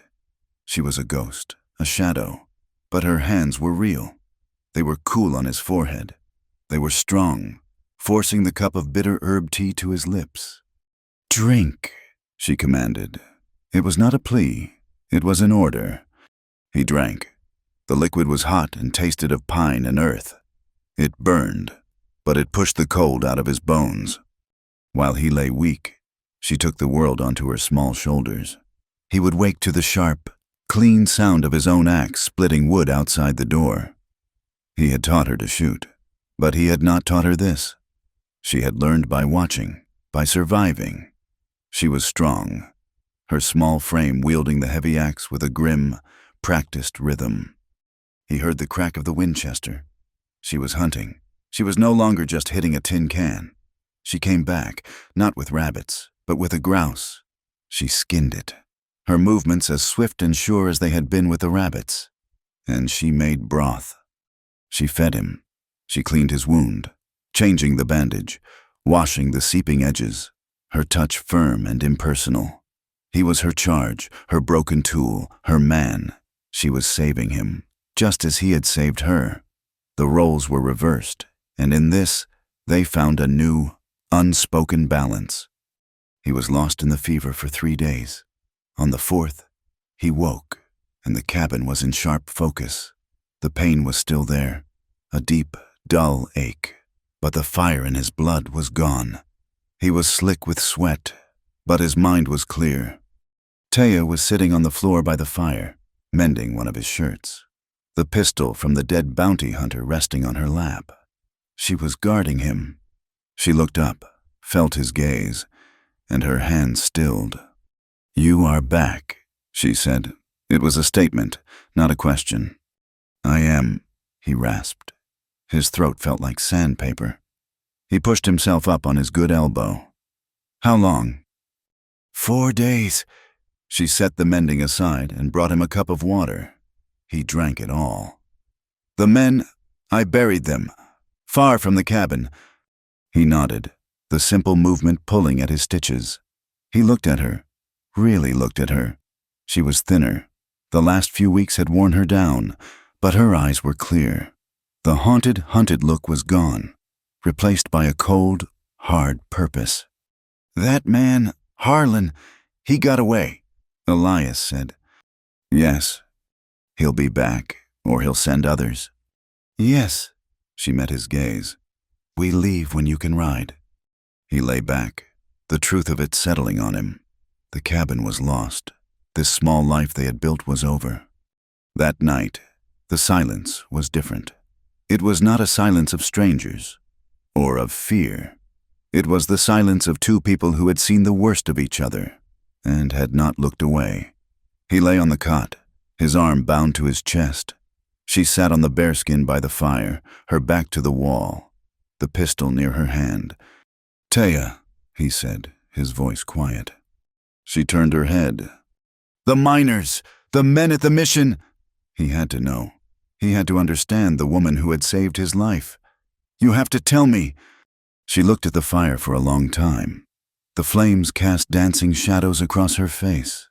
When she finally spoke, her voice was a low monotone, the English broken, the words sharp-edged, like pieces of flaked stone. "My people, we were at the creek, for winter camp. Soldiers came, from the fort. They said, peace, a treaty." She paused, her hands clenching in her lap. "There was no treaty, just fire. They shot the men first, my father, my brothers, then the others." Elias closed his eyes. He had heard this story a dozen times, from a dozen different places. He had been one of those soldiers once, a long time ago. "I ran," she said, her voice barely a whisper. "I hid in the river, under the ice, for one day, when I came out, all gone, everyone burned. The soldiers, they took the children, the other women. I was alone." She went silent, her body rocking, a small, unconscious movement. "I walked for long time, starving. I found the mission, the white men, Slocum and Reed." Her voice changed. The sadness vanished, replaced by a flat, cold edge that chilled Elias more than the fever had. "They were slavers. They had 2 other girls, Paiute, chained in a shed." She looked at Elias, her eyes black and hard as obsidian. "They smiled. They gave me food. They put me in the shed. They were like the men who gave me these." She touched her back, where the scars lay hidden under his shirt. Elias felt the sickness rise in his throat. He knew what she was saying. That night, Taya continued, her voice dead. I waited. The big one, Slocum. He came in. He was drunk. I had a rock. I did not stop. She held up her hands, looking at them. The other one, Reed. He came running. I used Slocum's knife, the one he used on the girls. She looked back at the fire. I let the Paiute girls go. They ran east. I stayed. I did not know where to go. I sat in the dry wash. I waited to die.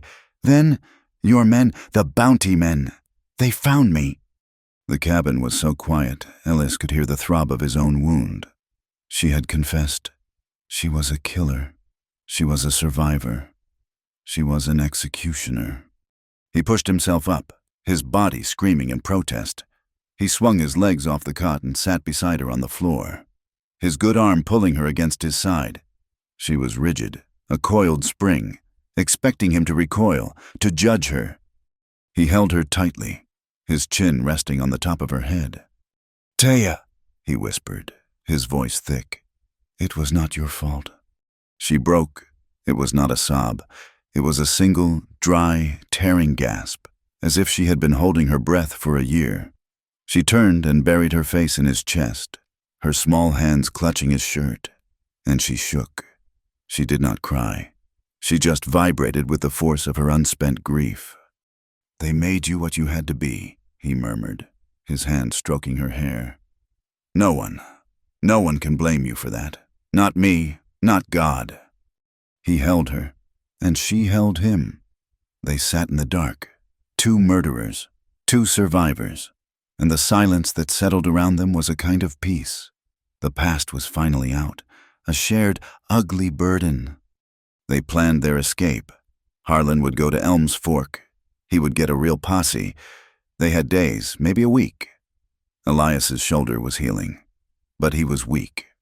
We can't go south, he said, his voice low. Or east. That's where they'll look. We have to go north. North? She asked. Wyoming territory. It's different, newer, emptier. I know a place. He shifted, the pain making him wince. There's a valley, up by the Wind River Mountains, a half-blood settlement, French trappers, their Shoshone wives, some Cherokee, even some Apache kin who came up years ago. They don't ask questions. They just want to be left alone. We can get lost there. We can be new. Wyoming, she repeated. The word sounded strange. A foreign country. It's a long way, hard country. And we have to travel unseen. We will, she said. It was a promise. They left 3 days later. Elias was well enough to ride, but just barely. They took one horse, the sturdy bay. Taya rode behind him, her arms around his waist, the rifle strapped to her back.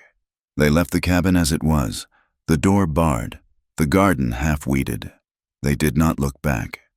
They rode only at night. They traveled the high ridges, avoiding the valleys, the trails, the rivers, any place a patrol might be.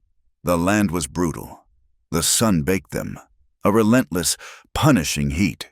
The wind was a constant, bitter force that scoured their faces and stole their breath. At night, the temperature plummeted, the cold seeping into their bones. Elias's wound ached, a constant throb. Taya was tireless. She was the hunter, the scout. She would leave him in a sheltered draw and return with a rabbit she had snared, or water from a seep she had found. They did not dare light a fire. They ate the meat raw or choked down the dry hardtack. They ran out of food in the second week. Hunger became a constant companion, a hollow ache in their bellies. They were in dry, open sagebrush country. There was no game. One night they saw a light, a small, yellow square miles away, a homestead. "We have to," Elias whispered. His weakness was making him dizzy. "No," she said. "People, it is a trap." "We won't starve. Taya, not now." He slid off the horse and handed her the reins. "Wait for me." He was a ghost in the dark. He moved slow, his body aching, his good hand on his pistol. It took him 2 hours to reach the farm. He found the chicken coop. He felt a sharp pang of guilt. He was a thief. He was no better than any other desperate outcast. He grabbed 2 sleeping hens, wrung their necks quickly, and fled. He returned to her just before dawn, the birds a heavy weight in his hand. She looked at the chickens, then at him. She said nothing. She took the birds and, with her knife, began to clean them. They ate in a dry wash, the raw meat tough and stringy, but it was life. They slept in caves, their bodies pressed together for warmth under the single wool blanket and the bearskin. They bathed in icy creeks, the water so cold it was a pain. A quick, gasping plunge to wash away the trail dust, and then a shivering scramble back to the blankets. One night, a storm caught them on an open plain. There was no shelter, just a low granite boulder. The rain was a frozen, driving sheet. They huddled behind the rock, the wool blanket pulled over their heads, the horse standing over them, its body a poor windbreak.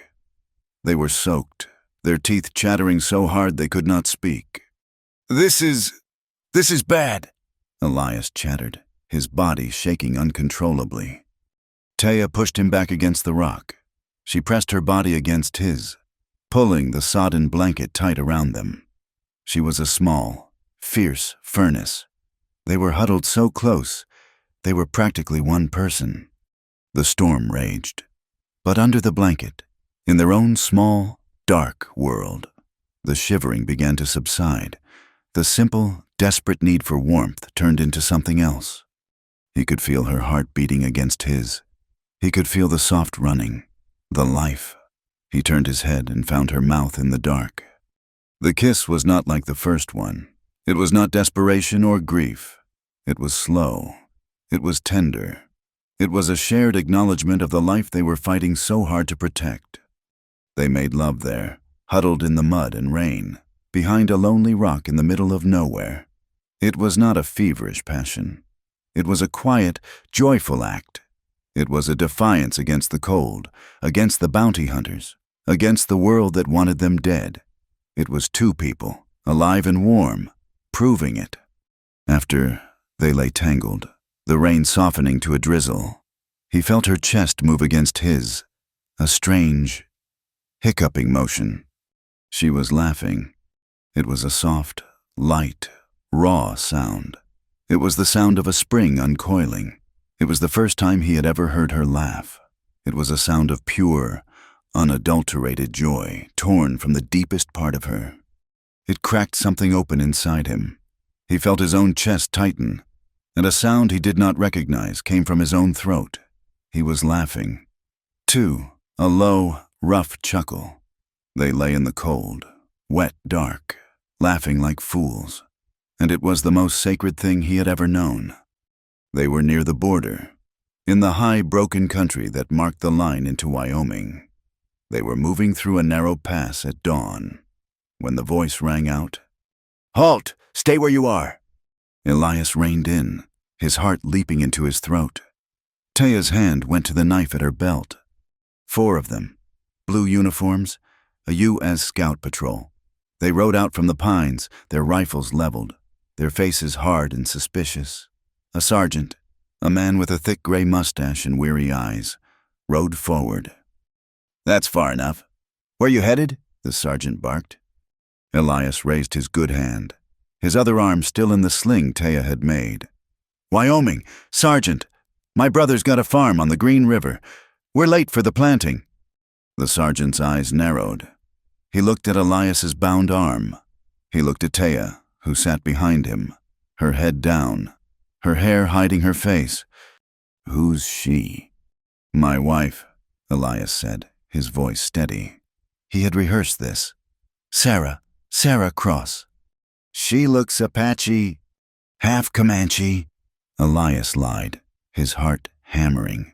"Her mother was, she don't speak much English, shy." The sergeant stared at Taya. She did not look up. She looked small, subservient, her hands clasped in front of her. She looked like a wife. "What happened to your arm?" "Fool thing," Elias said, trying for a sheepish tone. "Hunting accident. Tripped and fell on it. Rifle went off. Took me in the shoulder. My wife, Sarah, she stitched me up. We've been moving slow." The sergeant chewed on his mustache. He looked them over. A man with one good arm, a horse, and a shy, half-breed wife. They looked poor. They looked tired. They did not look like a famous fugitive and the man who helped her. The bounty was for a woman alone. A killer. This woman looked half-starved and beaten down. He grunted. "There's a bounty out for an Apache woman. Murderer. Slipped her chains in Texas.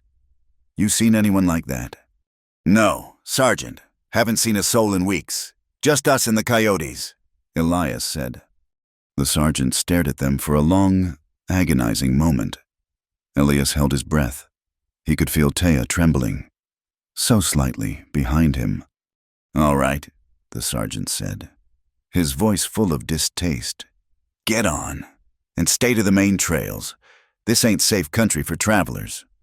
"Yes, Sergeant, thank you." Elias nudged the bay forward, walking it slowly, his back rigid. He felt the rifles on his spine. He did not look back. They walked for a full 5 minutes before they were out of the pass and over the ridge. When they were out of sight, Elias stopped the horse, and his whole body slumped. He was shaking. Taya's arms, which had been locked around his waist, loosened. She buried her face in his back, her own body shaking with relief. They had passed. They were free. They reached a river town 2 weeks later. It was not a town, really, just a collection of sod houses, a general store, and a saloon, huddled on the banks of the Green River. It was a rough, ugly, hopeful place. Elias slid off the horse, his legs weak. He reached up for Taya. She took his hand and slid down. They stood, side by side, in the middle of the muddy street. People were moving, trappers in buckskin, miners, a few soldiers from a distant fort. They were all busy. They glanced at Elias and Taya, and then they looked away. They were just another worn-out pair, arriving with nothing. No one stared. No one jeered. No one pointed. Taya looked around, her eyes wide. She was not in chains. She was not on a block. She was not cargo. She was a person. She took a step, then another. She walked, freely, among strangers. She lifted her head, and for the first time, she looked at the world, not as a victim, but as an equal. "Elias," she whispered. "I know," he said, his good hand finding hers. "Let's find a place." They needed food, and a place to rest, a real place, not a cave. They found a farm on the edge of the settlement, set back from the river. It was a small, tidy place, with a sod house and a decent barn. A woman was in the yard, feeding chickens. She was strong, her face weathered and brown, her hair in 2 long, gray-streaked braids. She wore a man's shirt and a canvas skirt. She looked up as they approached, her eyes sharp, taking them in. Elias started. "Ma'am, we're looking for—" The woman held up a hand, silencing him. She was not looking at Elias. She was staring at Taya. Her gaze was intense, searching. Taya stared back. The woman was Métis, Elias realized. French and Cree. Maybe she had the look of the High Plains. The woman said something, a few short, guttural words. It was not English. Taya's head snapped up. Her eyes widened. She answered, in her own tongue. It was not the same, but it was close. A dialect. A shared root. The woman's hard face broke into a small, rare smile. She looked at Taya, then at Elias, then at his arm in the sling. She saw the exhaustion, the pain, the desperation. She saw 2 fugitives who had come a long, hard way. She nodded once, a gesture of welcome. "You are here," the woman said, her English accented, but clear. "The journey is done. Come in. You will be safe." She turned and walked to the sod house. holding the door open. Elias and Taya looked at each other. They took a step, and then another, and walked out of the wind and into the warmth. The valley was a secret, known only to the wind and the river. Josette, the Métis woman whose farm had been their sanctuary, had told them where to go. "North," she had said, pointing. "Follow the river until it splits. Take the high fork, toward the sharpest mountains. There is a valley there. Good water, good earth. No one will find you." She had been right. It took them another week of travel, but they found it. The valley was a long, high meadow of wind-swept grass, sheltered on 3 sides by thick stands of pine and aspen, and on the 4th by the towering, jagged peaks of the Tetons. The mountains rose up like a fortress wall, their granite faces catching the sun. They were alone. The quiet was vast, broken only by the cry of an eagle and the rush of the river in the canyon below. "This is it," Elias said. His shoulder was still stiff, a dull ache that reminded him of the fight, but his strength had returned. Taya slid off the horse. She knelt, just as she had in the cabin garden, and took a handful of the dark, rich earth. She smelled it. She looked at Elias, and for the first time, he saw a true, unguarded smile touch her lips. "Home," she said. Building it was the hardest work Elias had ever known. There were few trees large enough for a cabin, so they built their house from the earth itself. They built a sod house. He used the horse and a salvaged plow blade to cut the sod from the prairie, thick, heavy strips of earth and grass, bound by a decade of roots. Taya worked beside him, her small frame impossibly strong. She helped him lift and stack the earthen bricks, one on top of the other. In a wide, thick rectangle, the walls rose slowly, smelling of damp soil and crushed grass. They worked from sunup to sundown. Their hands were raw, their backs aching, but it was a good ache. It was the ache of creation, not destruction. He built a roof frame from aspen logs, and they layered it with willow branches and more sod. They left spaces for a door and 2 small windows. When it was done, it was not a cabin. It was a small, green hill, a part of the land itself. Inside, it was dark, cool, and silent. It was a fortress. It was a den. It was theirs. That first winter was a test. The wind howled over the valley, and the snow piled in drifts as high as the roof. But the sod house held the heat from their small fireplace. They were warm. Elias hunted, his shoulder now strong enough to hold the rifle steady. Taya tended their small stores, learning the patterns of the new land. She learned to track the winter grouse, to find the frozen sweet roots Josette had told her about. When spring came, the valley exploded with life. Taya, who had spoken only in whispers and short, broken phrases, began to find her voice. It came as she worked in the new, much larger garden she was planting. She would speak to the seedlings, her words a mix of the Apache she was reclaiming and the English she was mastering. She began to sing, not the low, sad hum of the cabin, but real songs, songs of her people, of the mountains, of the rain. Her voice was clear and true, and when Elias heard it drifting on the wind, he would stop his work, his heart tight in his chest. Josette came to visit, her mule laden with seeds and a small crate. "Chickens," she said, handing Taya the noisy box. "Every home needs chickens." Taya learned from her. She learned to help with the calving of Josette's small herd, which grazed in the next valley over. Elias watched one day, hidden, as Taya, unafraid, reached into a struggling cow and helped turn a breached calf, her small hands strong and sure, guiding new life into the world. Elias trapped, and they learned to trade. He would take his pelts, beaver, fox, and ermine, to the small settlement. Taya would send her own goods, dried herbs, packages of seeds she had gathered, and small, intricate baskets she wove from the river willows. They were not outcasts here. They were just Elias and Taya, the quiet folk from the high valley. They were respected. The years began to smooth out. The sharp edges of their past began to wear down, like stones in the river. It was the second spring when he noticed the change.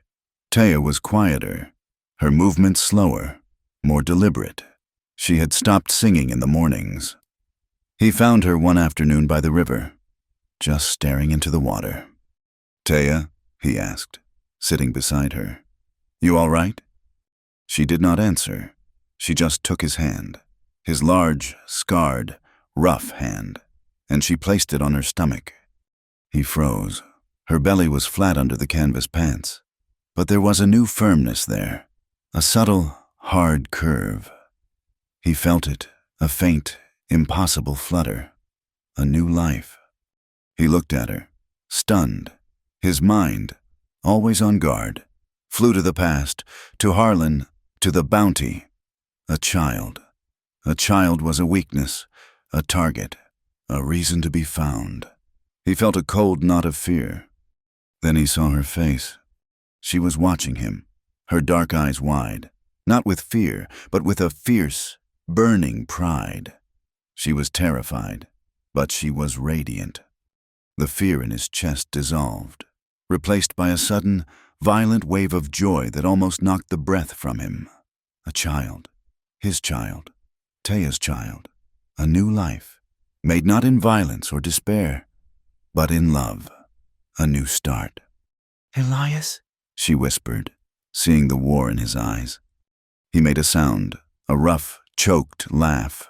He pulled her to him, his good arm wrapping around her, his other hand splayed protectively over her belly. He pressed his face into her hair.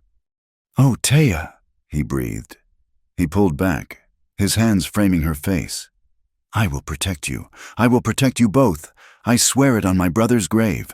No one will ever touch you." She smiled, her own tears rising. "I know," she said.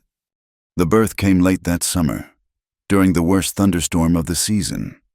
Elias had seen the black clouds building over the Tetons and had ridden like a madman to fetch Josette.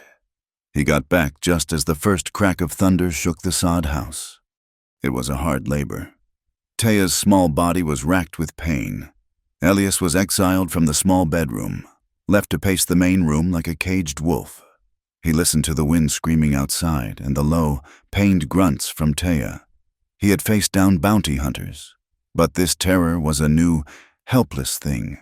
Josette was in there, her voice a low, steady murmur, a mix of French and Cree. The storm was at its peak. A bolt of lightning struck a pine on the ridge, the crack simultaneous with the light, and in that same, deafening instant, a new sound split the air, a thin, piercing wail, full of life and rage. The cabin went silent, save for the rain and the baby's cry. Elias stood frozen, his heart in his throat.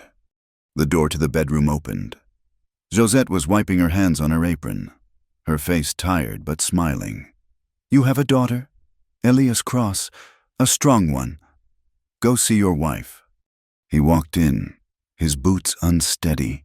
The room smelled of sweat and herbs and blood.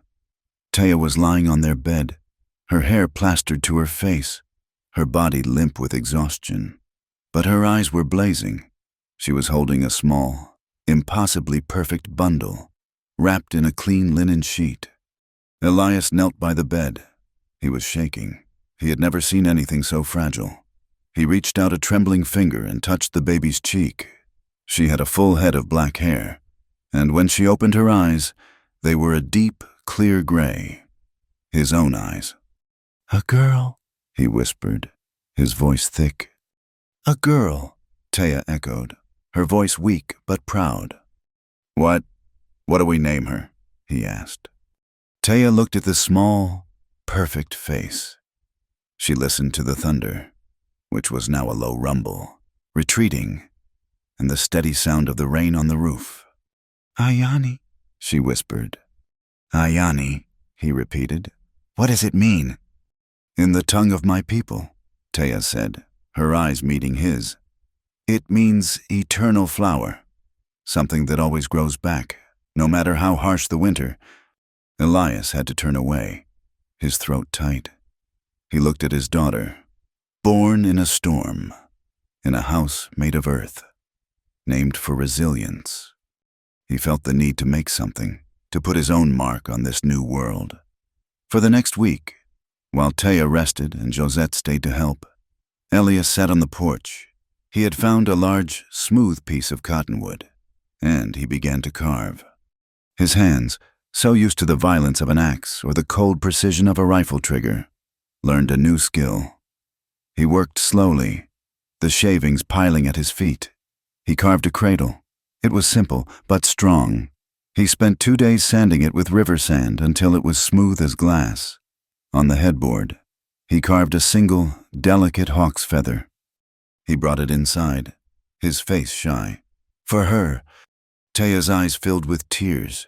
She touched the smooth wood, her fingers tracing the carved feather. She understood. She motioned to the small wooden chest at the foot of their bed. "Open it." He did. Inside, folded neatly, were the few things they owned. On top, he saw a dark, soft-looking bundle. He did not recognize it. "Take it," she said. He lifted it. It was a fur shawl, old and worn, but clean. It was rabbit skin, he thought, pieced together with intricate stitches. "This is," he started. "The first thing I ever wore in chains," she said, her voice flat, without emotion. "It was all I had. They let me keep it because it was worthless. I hid it. When I left your cabin, I do not know why." Elias stared at the object of her humiliation. It felt cursed. Taya held out her arms. "Bring me Ayani." He gently lifted the baby from the bed and placed her in the cradle. Then, Taya took the fur shawl. She unfolded it. It was the only thing she had left of her old life. She looked at it, at the memory of the auction block, the chains, the filth. Then, with a slow, deliberate movement, she wrapped her daughter in it. She tucked the soft fur around Ayani's small body, covering her from the cold. She had taken the last symbol of her bondage and turned it into the first protection for her child. Elias watched her. He had never loved her more. Years passed. Ayani grew from a baby into a girl. She was a child of the valley, wild and free. She had Elias's quiet nature and Taya's fierce, watchful eyes. She spoke English to her father and Apache to her mother, her two worlds braided together as neatly as her hair. She could track a rabbit by the time she was 6 and knew the name of every flower in the meadow. The valley was their paradise, but Elias never forgot. He remained a sentinel. The rumor came when Ayani was 8 years old. A French trapper, a new man named Baptiste, stopped by to trade. He brought news from the south, news from Cheyenne. "There is a marshal," he said, sharing their fire. "A hard man with a scarred lip. Harlan, I think. He talks of a bounty, an old one, from Texas. He says he will find the Apache woman who shot his partner." Elias's hand, reaching for the coffee pot, did not tremble. "Is that so?" "Yes," Baptiste shrugged. "He has reissued the bounty, $500, a fortune. He says he will sweep the territories clean next spring. He says he will start with the half-blood settlements. He does not like our kind." That night, after Baptiste had gone, Elias stood on the porch, staring at the pass. $500. Harlan. Taya came to stand beside him. "I heard." "We could run," he said, his voice flat. "Go north, to Canada." "No." Her voice was like stone. "This is our home, Ayani's home. We do not run again." Elias looked at her. The woman who had been dragged in chains was gone. In her place was a wife, a mother, a queen of this small, high valley. "All right," he said. "We do not run." He spent that year preparing for a war he prayed would not come. He traded most of his pelts for ammunition. He reinforced the sod house, building a low stone wall around the perimeter, just high enough to fight from. He taught Taya how to use his new, more accurate rifle. He and Ayani, who was a natural shot, practiced at the far end of the valley, their rifle shots echoing off the Tetons. He watched the pass. Every day, he watched. He was not a haunted man, waiting for death. He was a father, a husband, guarding his life. The spring came, the snows melted. Elias watched. No one came. The summer passed, the grass grew high. He watched. No one came. The snows fell again. The world was white and silent. Harlan was a ghost, a story from another life. The bounty and the world below had finally, truly, forgotten them. They had won. Time settled over them, soft as the snow. It was their 10th anniversary, 10 years since he had lifted her from the auction block. Ayani was 10 years old, a strong, beautiful girl, splitting wood by the side of the house, her axe strokes clean and sure. Elias sat on the porch, watching her. He had grown older. The lines on his face were deeper, his hair streaked with gray, but his eyes were clear. The coldness was gone. He called Taya from the garden. She came, wiping the dirt from her hands, her black hair now threaded with silver, the hawk-bone necklace he had made her years ago resting at her throat. She sat beside him on the worn wooden step. He held out his hand. In his palm was a small string of sinew. Tied to it was a single, smooth piece of bone, carved into the shape of a hawk's feather. It was polished until it shone like ivory. "I kept it," he said, his voice rough. "From the hawk, the one you tried to save." Her breath caught. She had thought the bone he carved for the cradle was the only one. He had kept this small piece for a decade. He had worked on it in secret, in the winter nights, until it was perfect. He tied the new necklace around her neck, his fingers gentle. They sat together, their shoulders touching. The sun was setting, a spectacular fire that lit the high peaks of the Tetons, turning the granite to blazing orange and deep purple. The valley was quiet. Taya rested her head on his shoulder. He felt the comfortable, familiar weight of her. "Elias," she whispered. He hummed, a low, content sound. "You saved me." He was silent for a long moment. He looked at his home, the sod house that was covered in flowering vines. He looked at his daughter, stacking the wood. He looked at the mountains, his fortress. He thought of the man he had been, the empty, scarred shell who had walked into Elm's Fork, a man with nothing to live for, a man already dead. He put his arm around her, pulling her close. "No, Taya," he answered, his voice thick. "You saved me first." Thank you so much for listening to this story. We truly appreciate you spending your time with us in the Old West. We would love to know where you are listening from. Please drop a comment and let us know what part of the world you are in. If you enjoyed this story, please consider subscribing to our channel, From Wild West, for more stories just like this one. And finally, please share your thoughts on the story in English. We read every comment and value your feedback. Thank you again.